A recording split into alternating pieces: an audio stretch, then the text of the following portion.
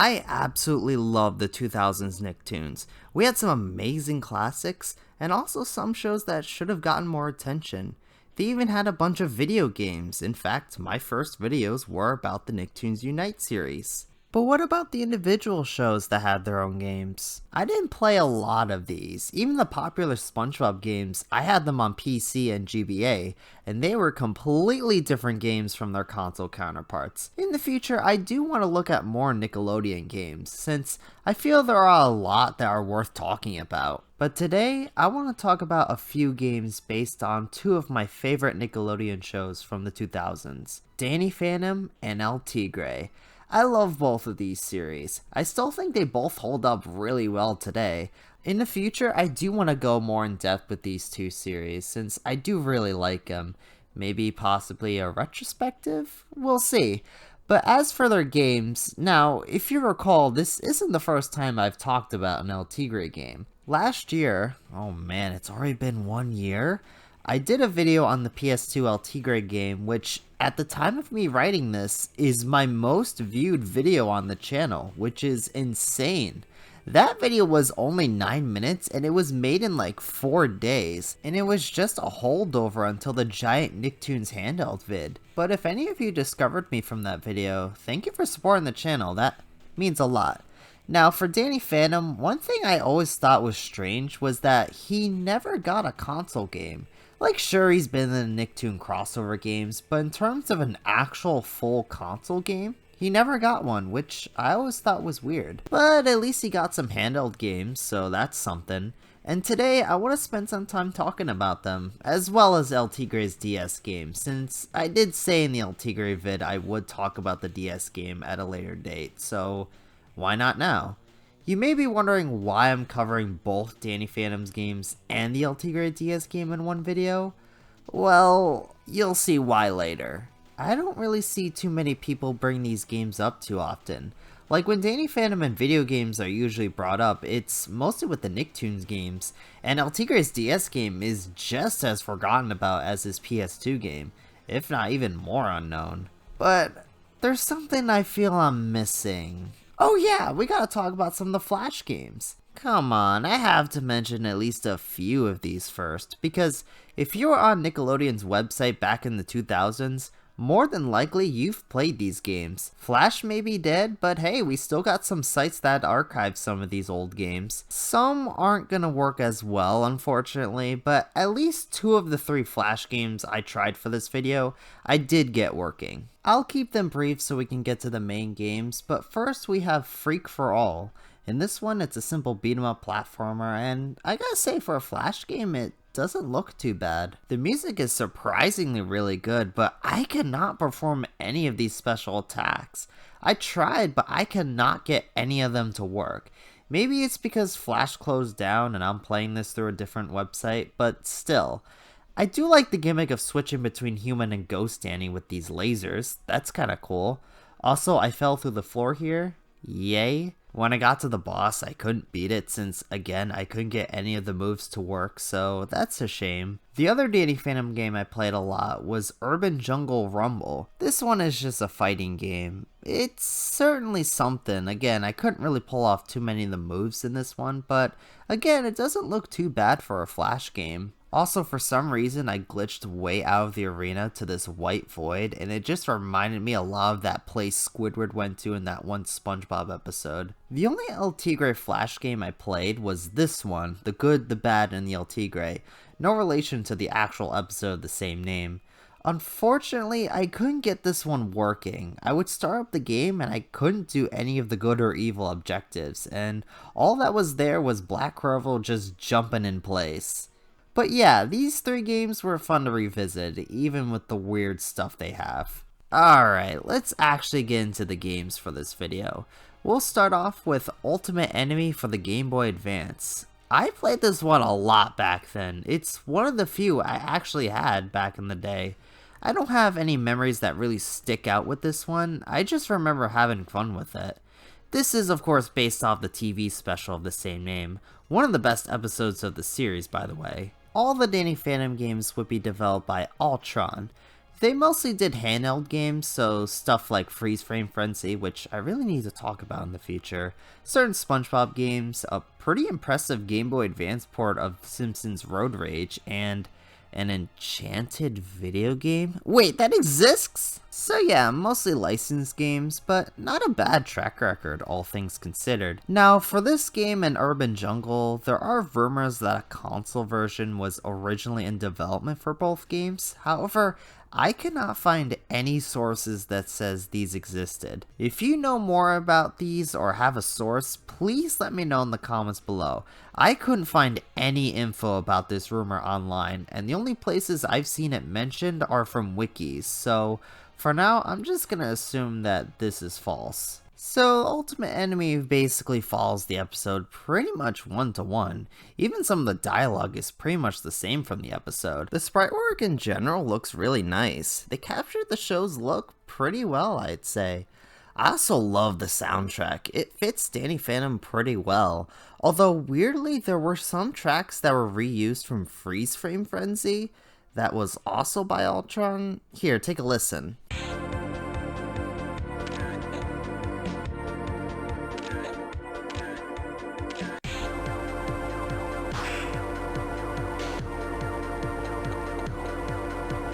Yeah, very odd, but I do think the presentation for a GBA game is really good. This is a pretty typical 2D beat 'em up, but it controls well for the most part.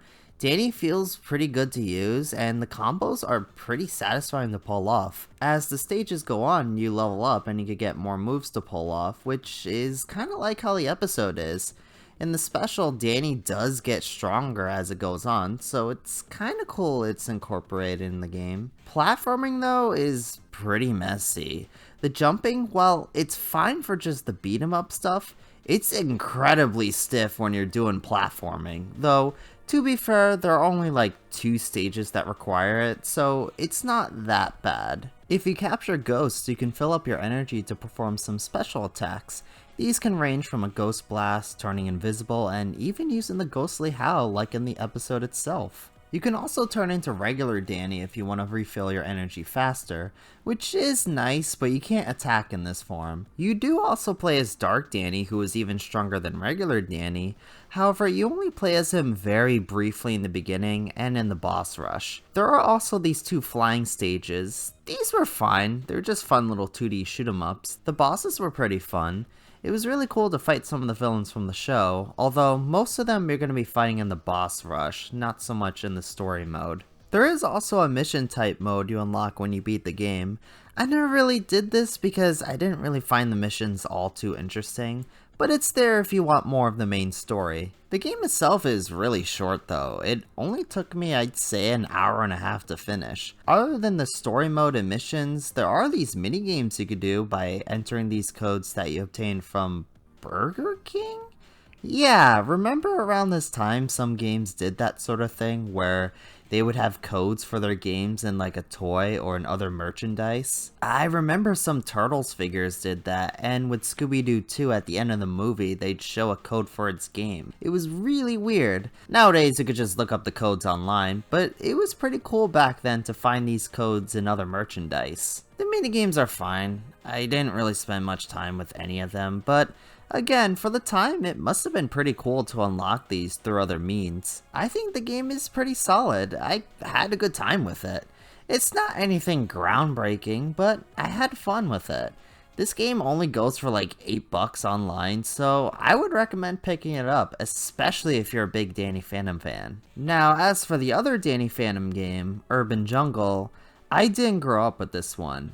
I did see it in that Nick Games pamphlet that came with a few other games, but that was it. The game actually predates the episode of the same name by a month. However, it's weird that it's Urban Jungle they chose to adapt. Like Ultimate Enemy I get because that's a TV special and all, But Urban Jungle is just a standard 20-minute episode. Like, wouldn't you think they'd adapt something like Reality Trip or Rainstorm?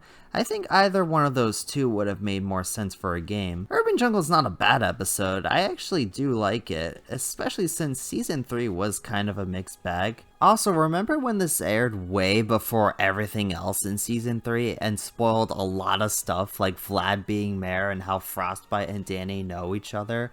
Yeah, that was insane. It was only like this because they wanted to hype up Danny's new ice powers he gets in this episode. But just imagine if something like this happened today. Like if there was a story-driven series and wanted to air a special episode, but it accidentally spoiled a lot of stuff that didn't happen yet. That would be insane. But anyways, unlike Ultimate Enemy though, this came out not only on the Game Boy Advance, but also the DS. But I'll be starting with the GBA version first. The story sort of follows the episode's plot, however it's only for like the first few worlds. After World 3, it just evolves into randomness that has nothing to do with the actual episode. Since again, Urban Jungle is just a regular 20-minute episode, so they had to fill out the game somehow. And I will say, the dialogue is really fun. I might even prefer it over Ultimate Enemy. Like, it's not the best Danny Phantom material, but the writing is pretty good. Graphically, I think it looks about as good as the last game. And I do like that the cutscenes are a bit more animated this time. The music is once again really good, and unlike last time, 95% of the soundtrack is original and not taken from another game. Though, I might prefer Ultimate Enemy's soundtrack a bit more. So remember those 2D shooter stages from Ultimate Enemy? Well, that's basically the entire game, but way more expanded upon. I can see how someone might be a bit disappointed that there are no regular beat-em-up stages this time, but I didn't really mind this since I did want to see more of the 2D shooter stages. You now have these laser attacks you can do by collecting these letters, although be warned that you can only have one beam out at a time. Once you get another power-up, the one you just had is gone, so if you want to get it back, you're gonna have to wait for it to spawn. There is also this really cool red and blue system. Basically, enemies shoot either red or blue projectiles, and you can avoid these attacks by switching between the corresponding red or blue mode on the fly to absorb a projectile. This is a really cool idea. I think it's a really cool mechanic to really test out your reflexes on. You do also get these gadgets to use, but I've only really used the thermos related gadgets and the freeze power against undergrowth. For the most part, I was just fine using the beam power-ups. The worlds in general are really fun. There's a bit more variety to the locations than in Ultimate Enemy, like you travel through a jungle amity park, the depths of the ghost zone, cyberspace, even the school that's filled with meat. The only world I didn't really like was this one where you're piloting the Spectre Speeder. It's so dull and slow. I really like the boss encounters. They're a good challenge, even if some of the attack patterns look insane.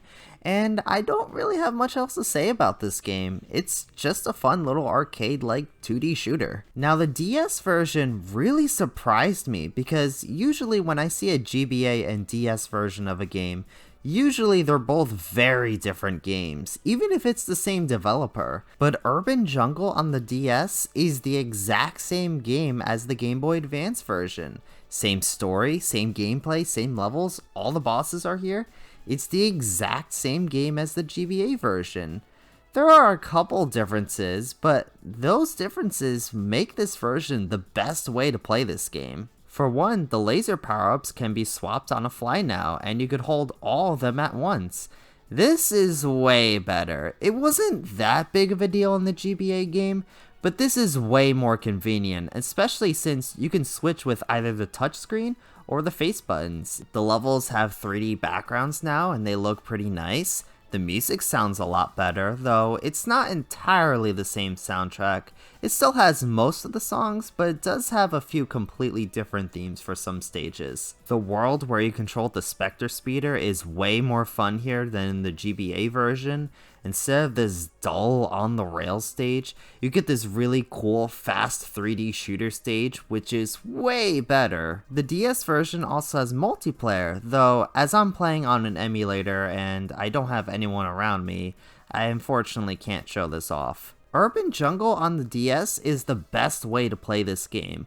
I'm not saying the GBA version isn't worth it, it's still pretty fun, but if I'm ever gonna replay this game, it's definitely the DS version. But yeah, Urban Jungle is pretty fun. I would recommend playing either game, especially since they both don't go for that much online. Now, for the last game, let's take a look at El Tigre's DS game. I want to say it came out around the time of the PS2 game, but this version was developed by Barking Lizards. I couldn't find much info about them, except they went defunct a while back, but their website is still up? Yeah, like, no joke, you can still visit their website today, it's crazy. But from what they developed, they did a couple N-Gage ports of the X-Men Legends games. Yeah, remember the N-Gage?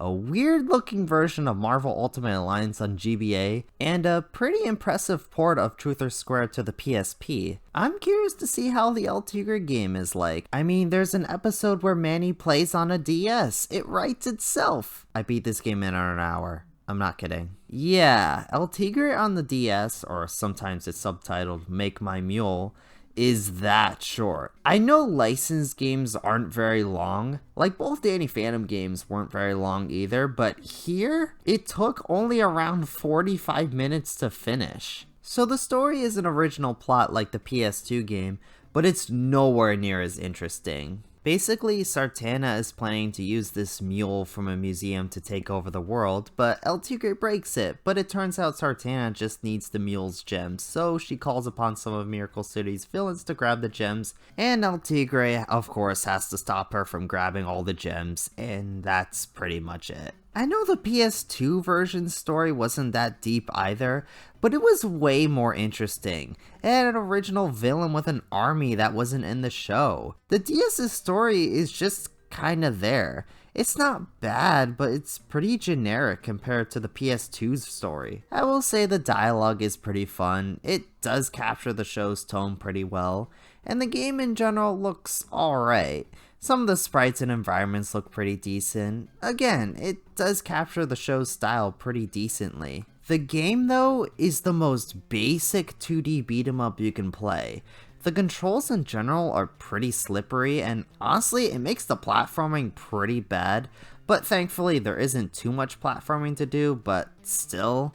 The fighting feels so mindless though. You can just mash buttons to win. Like, Ultimate Enemy on GBA wasn't super in depth with its fighting, but here, you can literally just mash buttons to win, and that's it. This makes the bosses so easy, since, again, you could just mash buttons, you could literally beat the boss in like 10 seconds. Though, I will admit, it is kinda cool to see some of the villains that weren't in the console game. There are these touchscreen attacks, and they do a lot of damage. That's neat, and I like that they are entirely optional, so if you don't like touch controls, you don't have to use them. Okay, there is one thing about this game that I do really like though, and that is it actually incorporates one of the show's main things, a choice between good and evil. Depending on how much you use either your good or evil attacks, you'll get a different ending, and even throughout the game, the dialogue does change depending on whether you're good or evil. It's not much, but that's legit really cool they incorporated that into the game. I do admire the game for attempting something like that. While you can only play as Manny for this game, you can play as Frida, but that's only if you're playing the multiplayer, and again, like I said with Urban Jungle on the DS, I couldn't really test the multiplayer out. This game though, yeah, it's pretty mediocre.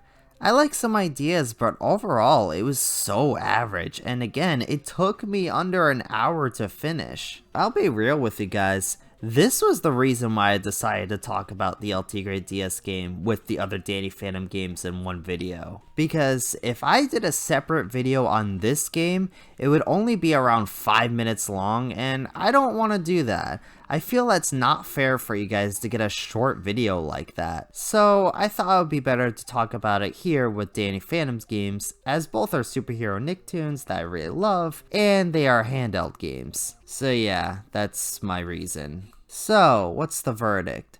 Well, I could easily recommend both Danny Phantom games. I think they could be a really fun time, especially if you're a big fan of the show. El Tigre's DS game, on the other hand, honestly, you can skip.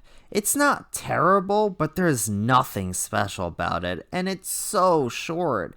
The PS2 El Tigre game was pretty short too, and it didn't have much content either, but at least the levels offered a fun challenge, it had a pretty cool premise, a pretty great soundtrack that I still can't believe was by the guy who would go on to do Doom 2016's soundtrack, and it's just a better game. It's still not an amazing game, but it's a fun little PS2 gem. The DS game though? No, there's not much aside from maybe the fun dialogue, but you can view that stuff online. No need to play the actual game. So yeah, 2 fun games and 1 very mediocre game.